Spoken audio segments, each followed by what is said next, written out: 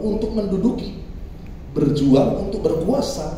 Nah, terkadang kita saudara salah kaprah memandang cara pandang kita.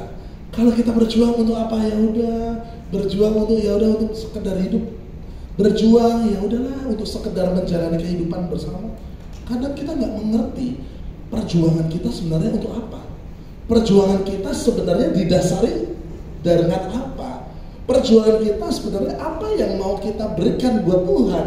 Itu yang menjadi pertanyaan buat kehidupan kita. Kekristenan akhir-akhir ini sudah mulai saudara ya, jungkir balik kalau saya ngomong. Kekristenan akhir-akhir ini sudah mulai salah kaprah tentang bagaimana ibadah diperjuangkan. Kalau kita lihat, dulu saya waktu mengisi, beberapa hamba-hamba Tuhan yang di pedalaman mereka berjuang hanya untuk beberapa jemaat saudara. Mereka setia, mereka tekun, bahkan hanya untuk makan aja mereka susah. Perjuangan demi nama Tuhan. Supaya apa sih saudara? Supaya jemaat, supaya kita semakin kenal Tuhan, supaya kita semakin cinta Tuhan. Pertanyaannya, perjuangan kita mau seperti apa? Perjuangan hidup yang kita jalani ini untuk apa? Untuk menimbun kekayaan? Mengikut Tuhan untuk apa? Supaya aku nanti sukses. Mengikut Tuhan untuk apa? Supaya aku nanti berhasil. Mengikut Tuhan untuk apa? Supaya aku lepas dari ikatan kesusahan, kemiskinan. Apakah itu tujuan utama perjuangan kita?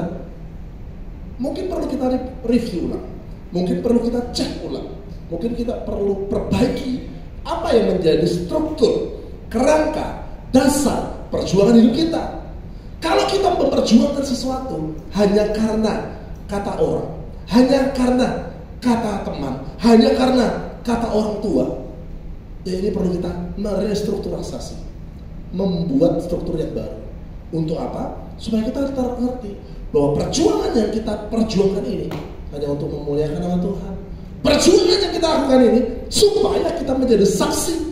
Amin. Nah, terkadang mau gak kita bersaksi? Aduh, nanti dipikir kristenisasi. Aduh, nanti dipikir aku bawa orang-orang luar agama menjadi agama kita. Nggak boleh, itu melanggar hukum. Saudara, kesaksian nggak hanya sebatas perkataan. Kesaksian adalah hidupmu yang mencerminkan Kristus dalam kehidupanmu. Nah, terus gimana? Ya lihatin, lakukan aja. Nah, karena kekristenan hanya menunjukkan kayak gini saudara, di gereja, wah gereja sekarang udah mega church sekarang, hingar-bingarnya apa? Wah kerap klipnya semuanya. Yang dikejar bukan kebenaran, yang dikejar kenyamanan, yang dikejar bukan firman Tuhan, yang dikejar mengenakan telinga. Firman Tuhan sudah terus terjadi seperti itu saudara. Bahkan pada zaman dahulu sudah dikatakan bahwa akan banyak orang mencari pembicara, mencari pendeta, hamba Tuhan yang mengenakan telinga. Oh, yang ini gak negur kalau aku selingkuh, dibiarin gak apa-apa. Oh, yang ini kalau aku jadi rentenir, oke, gak ada masalah, dibiarin aku bekerja di sini. Stop. Kebenaran yang harus kita kerjakan, yaitu tegas dengan dosa. Nah, kadang orang Kristen mencari, aduh pembicaranya gak enak, aduh pembicaranya gak oke. Udah salah kaprah saudara. Ya kita mulai ngerti apa yang mau Tuhan sebenarnya mau bangun dalam kehidupan kita. Kita mungkin dalam jadi orang Kristen punya target demi target untuk mencapai apa yang menjadi keinginan kita. Tapi satu hal, kita mau belajar dari Israel. Apa saudara? Ketika Israel kalang kabut, ditinggal Musa. Ya, kita baca Yosua 1. Ketika bangsa Israel dibawa keluar dari Mesir, Musa 40 tahun di padang gurun, ditinggallah Musa meninggal. Beberapa waktu lalu saya ngobrol sama istri saya tanya, siapa yang nguburin Musa sampai gak ngerti kuburannya di mana. Nah, ternyata waktu itu istri saya lihat, ternyata Musa dikubur sama Tuhan sendiri. Ajaib, benar. Maka dikuburkannya lah Musa di lembah. Nah, saudara, ngeri ya. Maksudnya ngeri itu luar biasa. Sampai Musa aja dikubur sama Tuhan sendiri. Sampai gak ketahuan loh sampai sekarang kuburannya di mana. Nah, pertanyaannya, sedetil itu, seintim itu yang dikatakan sahabatnya Tuhan, Musa sahabatnya Tuhan, sampai Tuhan ngubur. Cuman yang jadi pertanyaan, apakah ini menjadi suatu hal yang baik untuk bangsa Israel? Perjuangannya stop? Enggak. Yang stop berjuang Musa. Musa dikatakan kamu gak akan masuk ke tanah Kanaan. Tetapi bangsa Israel bingung, siapa yang memimpin kami lagi? Nah, kita baca Yosua 1 pasal yang kedua sampai ke 7 kita baca ya.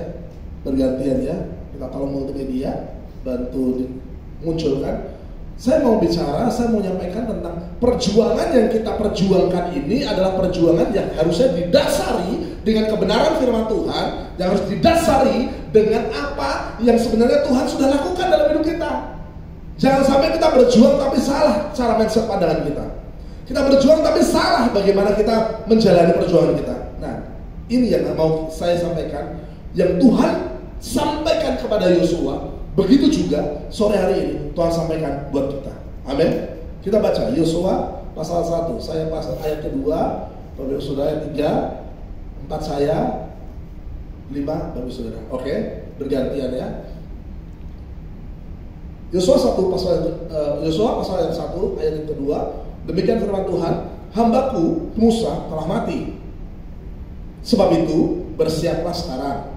Seberangilah sungai Yordan ini, engkau dan seluruh bangsa ini menuju negeri yang akan kuberikan kepada mereka, kepada orang Israel itu.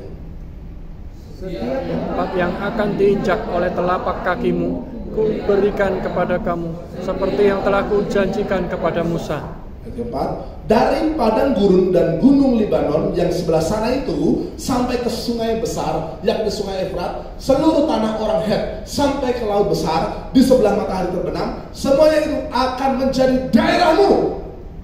Seorang pun tidak akan dapat bertahan menghadapi engkau seumur hidupmu.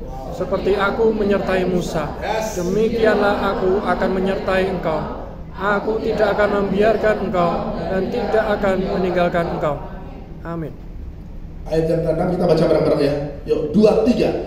Kuatkan dan teguhkanlah hatimu, sebab engkaulah yang akan memimpin bangsa ini memiliki negeri yang kujanjikan dengan bersumpah kepada nenek moyang mereka untuk diberikan kepada mereka. Saudara yang terkasih, jelas firman Tuhan menjelaskan kepada Musa, kepada Yosua, kepada bangsa Israel bahwa dasar perjuangannya harus benar dulu. Apa dasar perjuangan bangsa Israel? Minta tolong dimunculkan ayatnya. Ayat ketiga. Yosua 1 ayat ketiga.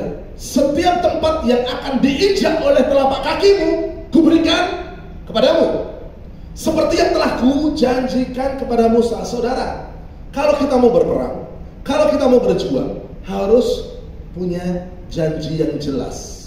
Apa yang kita perjuangkan, janji yang jelas. Ketika saya sama istri saya nggak punya janji yang jelas waktu pacaran. Masa depan nggak jelas, ya kan? Mau jadi apa nggak jelas, harta benda dunia kita nggak punya. Tetapi dia tahu, melihat bahwa kedepannya nanti kalau saya sama Belani jelas orang yang takut sama Tuhan. Amin saudara. Kita harus jelas ketika menjalani perjuangan hidup kita, harus jelas dengan siapa kita berjalan. Apakah kita pegang janji Tuhan? Apakah kita sudah terima janji itu? Atau kita hanya ikut-ikutan saja? Maka ketika kita hanya ikut-ikutan saja, ketika kita menjalani perjuangan hidup kita tanpa dasar yang benar, kita akan habis di tengah jalan. Iman kita akan goyah. Yang kita jalani akan merasa hampa. Aduh gimana ya, kok kayak gini terus ya, nggak ada perubahan. Kapan ini? Pegang janji Tuhan. Pegang janji yang Tuhan berikan buat Israel. Israel memegang itu.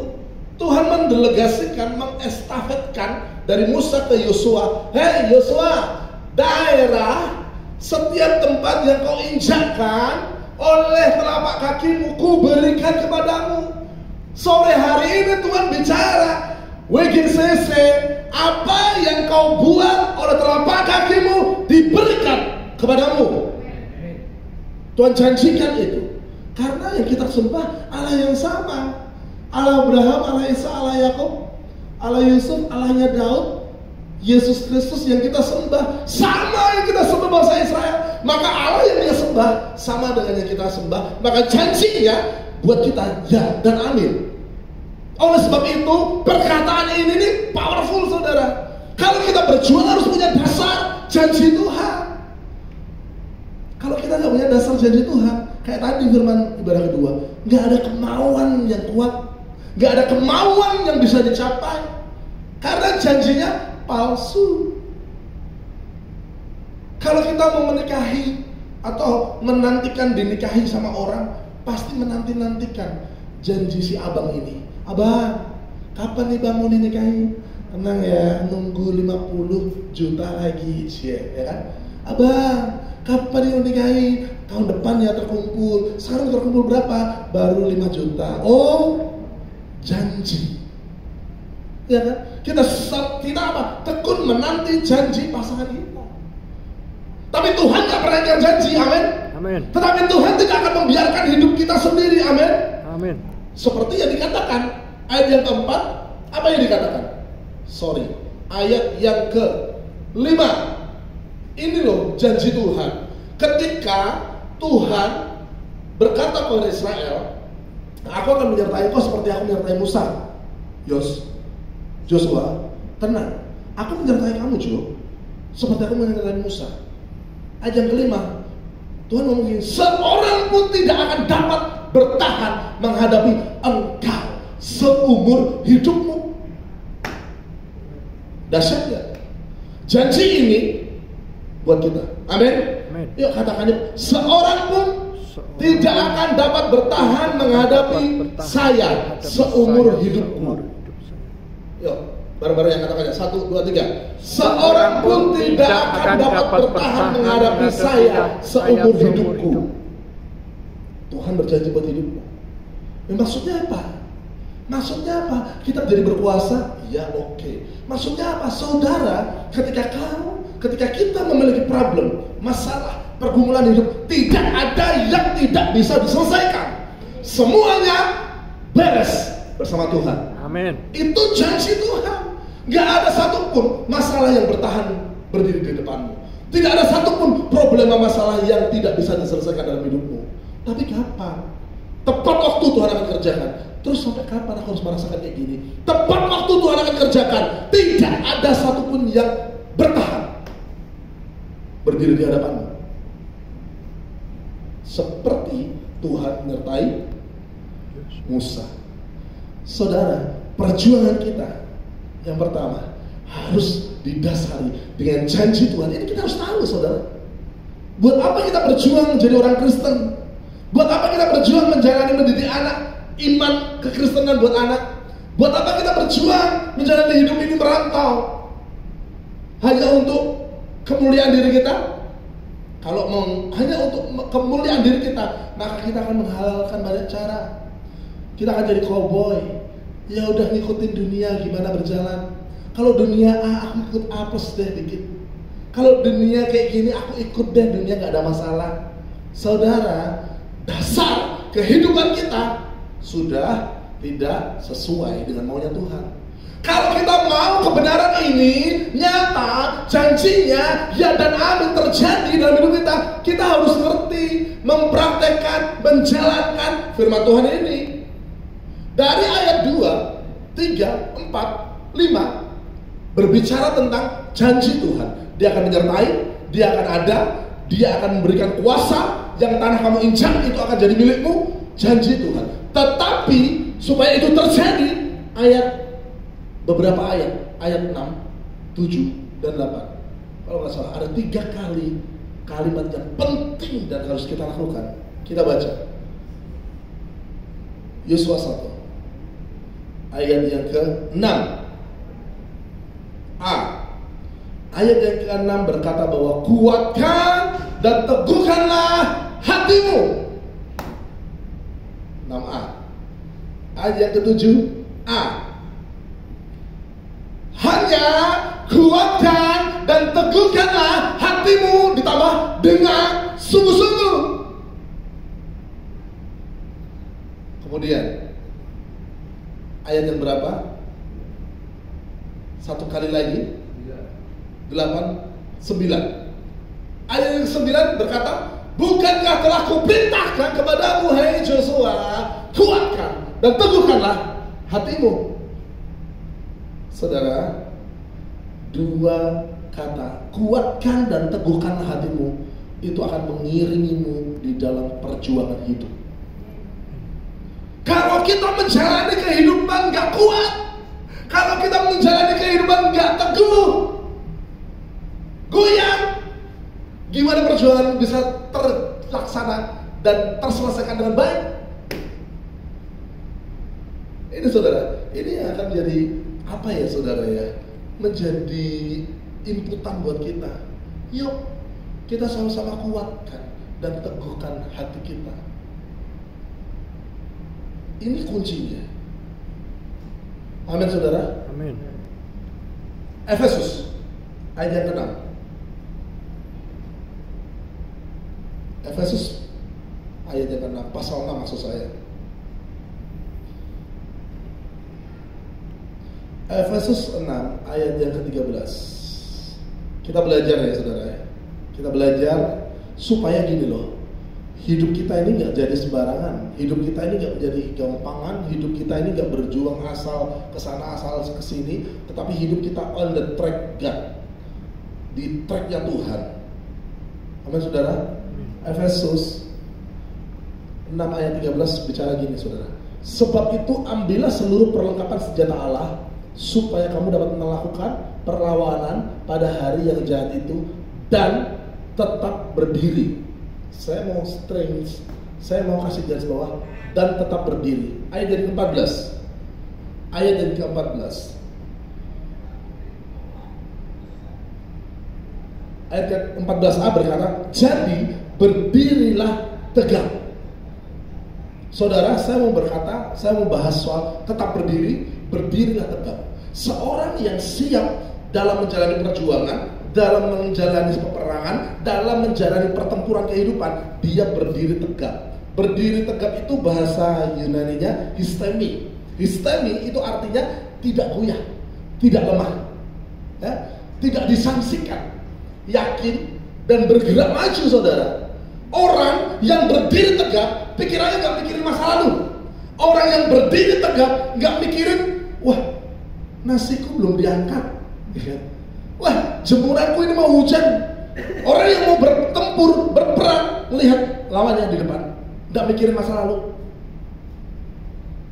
Saudara, histemi, tetap berdiri, itu artinya kita ready to war, kita siap untuk berperang.